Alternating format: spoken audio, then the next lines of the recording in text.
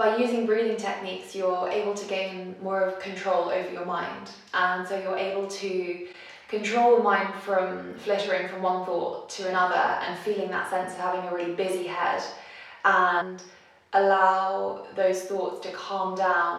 And with regular and consistent practice of breath work and meditation, you will see a real difference.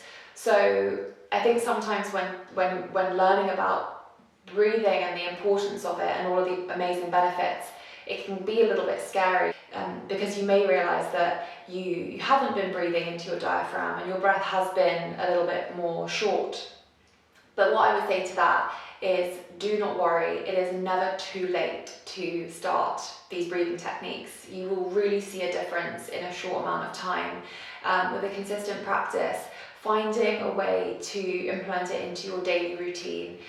First thing in the morning is a great time. You've just woken up, place your hands on your belly so you can really feel that expansion into the lower part of the body as you inhale and feel it relax away. So really sending the breath down.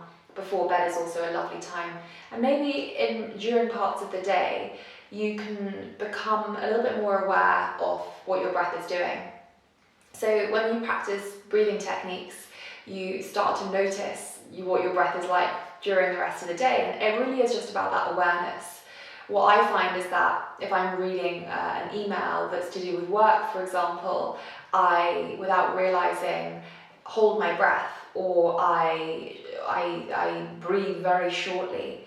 And now with regular practice, I'm able to spot that a little bit earlier and then be able to come back to that slow, deep breathing, or just take a breather even at my desk, or take a step away from it and just take some slow, deep breaths, because the connection between the breath and the mind is really incredible. When you think about it, when we are stressed or anxious, our breath becomes a little bit shorter and shallower.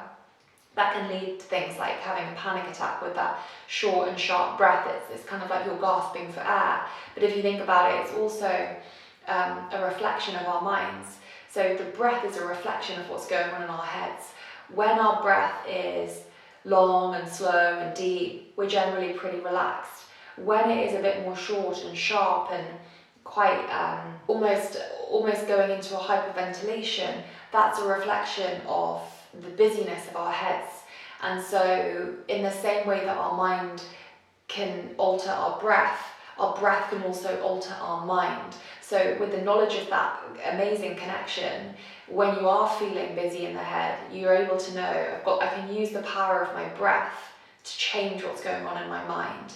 Not to suppress any emotions or thoughts you're having, to accept them, to acknowledge them, but how can you make those physiological changes in your body by using your breath? Thank you so much for joining me. Feel free to come back to this video at any time in the future when you need to, or take some of these tips that I've shared with you into your day-to-day routine, so that you're able to find a sense of calmness and a sense of stability, grounding and safety at any point in your day.